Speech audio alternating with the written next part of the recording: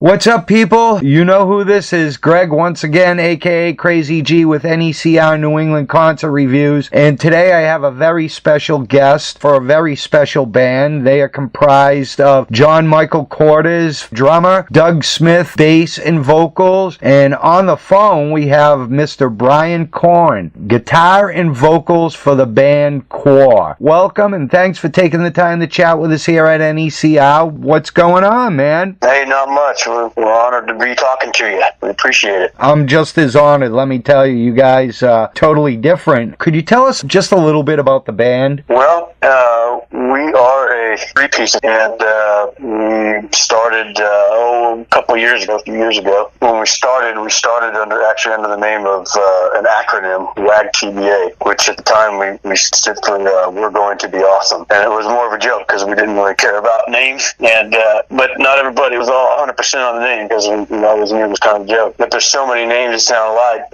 I was driving down the PCH one night, the Highway 1 here, it goes along the coast, and anybody familiar with that knows it gets a little foggy. And it was kind of a foggy night going along the coast, and there was a huge liquor store sign that said liquor, in yellow, and it was the L on the I was knocked out, and it was glowing through the fog. So I got out and I took a picture of it. It just looked really cool. Well, next day we had a rehearsal and showed the guys, and we were like, "That's it. Let's just be called that because it really doesn't mean anything, and it looks cool." And I think just the happenstance itself was the story behind the name, which is kind of the story of the whole band, Yeah, no, we just kind of do what we do.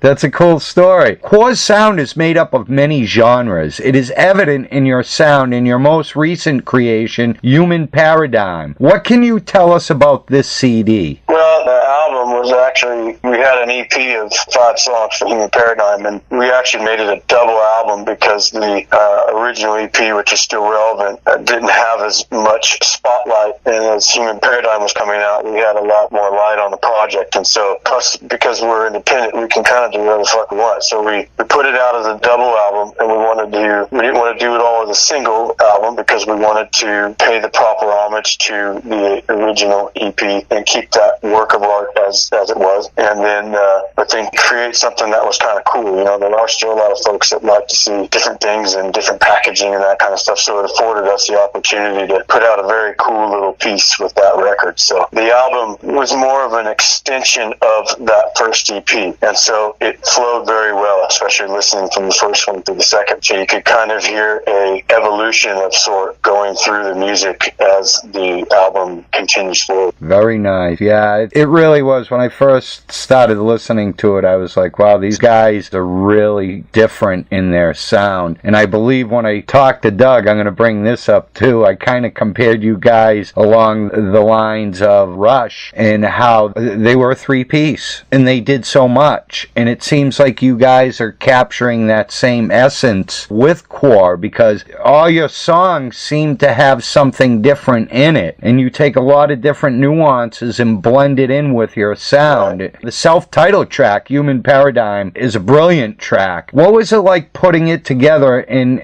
is that a part of the story behind the EP/CD?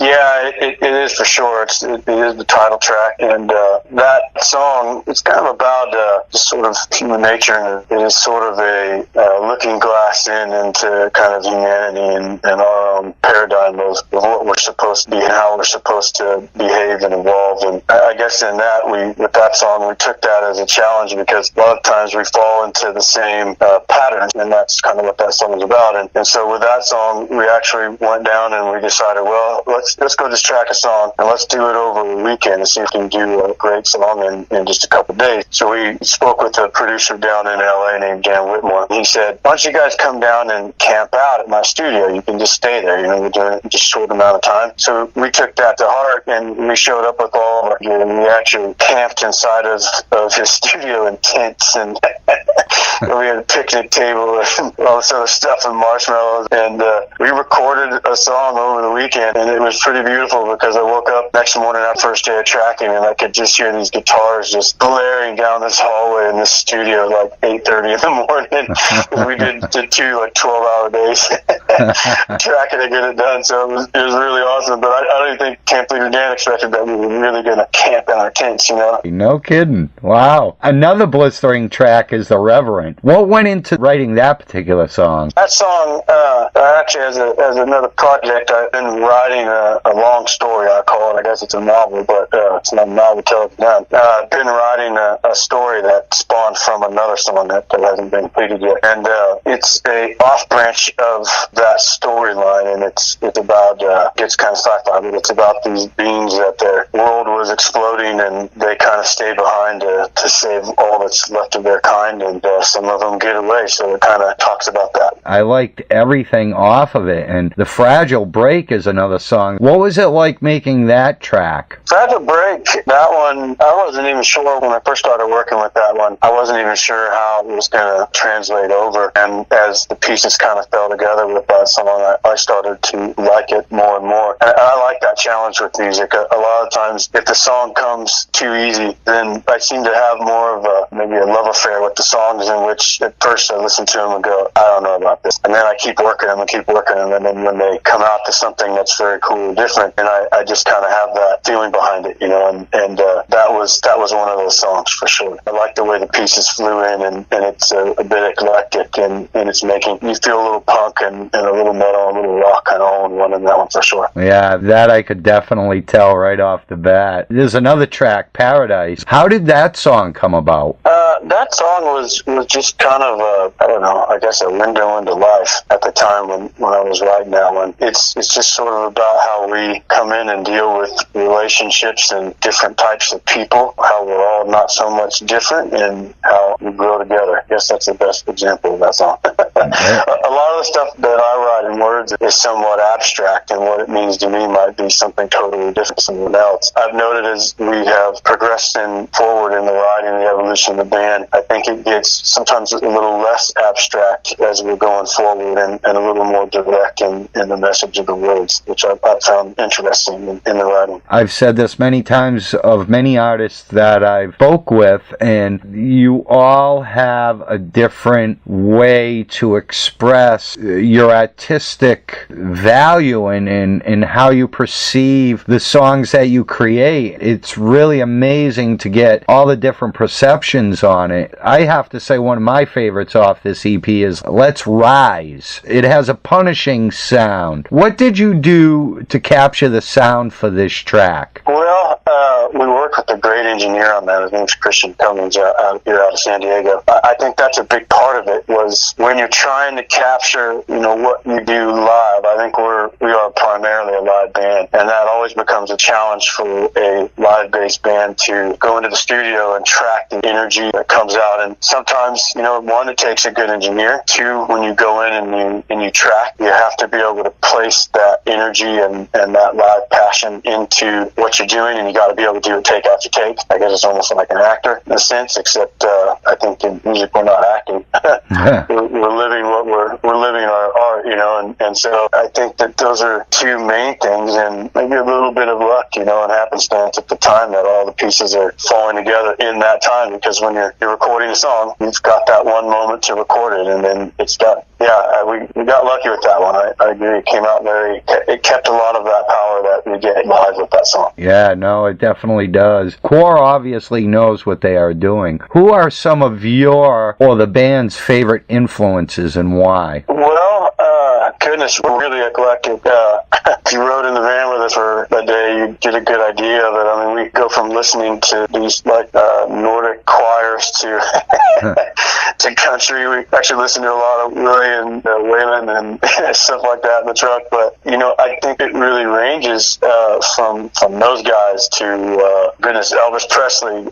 You mentioned Rush, and I know that's a big one for all of us. Michael Jackson, and I think a lot of these folks would be surprised for a metal band. But as far as metal goes, it's all over. But I think a lot of it too is even what newer acts are doing. And I'm a huge fan right now of Gemini Syndrome, and those guys are on their second record, and I think what they're doing is really fantastic. Nothing More, I think, is another one I really like. And I can't stop listening right now to the latest records from In Flames. And I'm not sure what it is, but their stuff is really, really great. So kind of all over. But I I've been listening to a lot of newer stuff too. Yeah, you mentioned a lot of good older ones and a lot of great newer ones too, especially in the metal. That kind of like took a step back on that one. Is there anything about the band QUOR that people might not know about that you could share with us? They might not know. I don't know. I don't know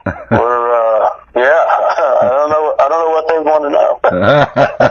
Currently, I have a passion for eating Belgian waffles and drinking beer at the same time. Hey, that's perfect, man. I like that. That's totally cool. I just have one more question. QUOR at the moment seems to be taking a break. Is there anything you can tell us that is coming up for the band we may not know about? Perhaps a new CD down the line and or a national tour or just some small dates right now? Or yeah, it's funny when you say break because I guess it seems like it, out there in the world, but to us it doesn't feel like it.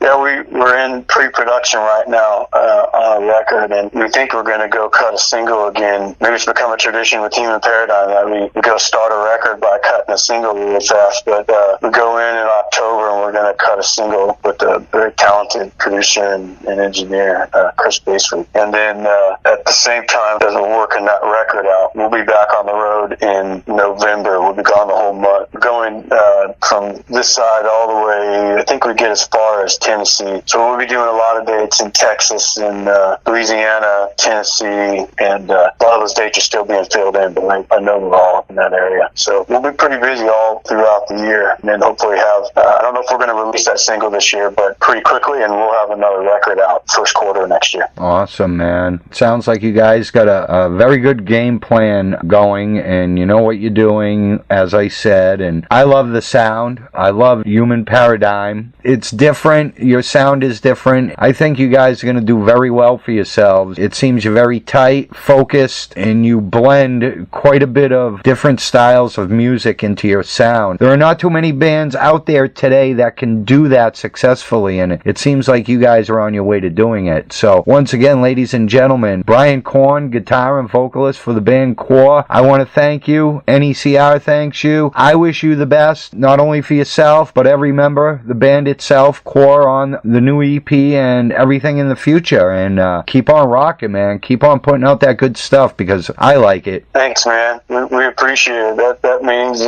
more than you can know to us. It keeps us going on down the road, man. Do you have a website you can tell people about? Yeah, our main website is QUORbackstage.com, and it'll lead you to all the other wonders and goodies of the internet. So QUORbackstage.com. We'd love to hear from everybody. All right, again, Brian, I thank you so much, man. Again, I wish you the best, and I wish the best for QUOR, and good luck on everything. All right, brother. Likewise, man. I hope that we stay in touch. I hope so too, man, and have a good one. Cool. You too. Bye. Ladies and gentlemen, that was Brian Korn, guitarist and vocalist for the band QUOR. I am Greg, a.k.a. Crazy G, for NECR New England Concert Reviews. Until next time, later. I'm out of here. Peace.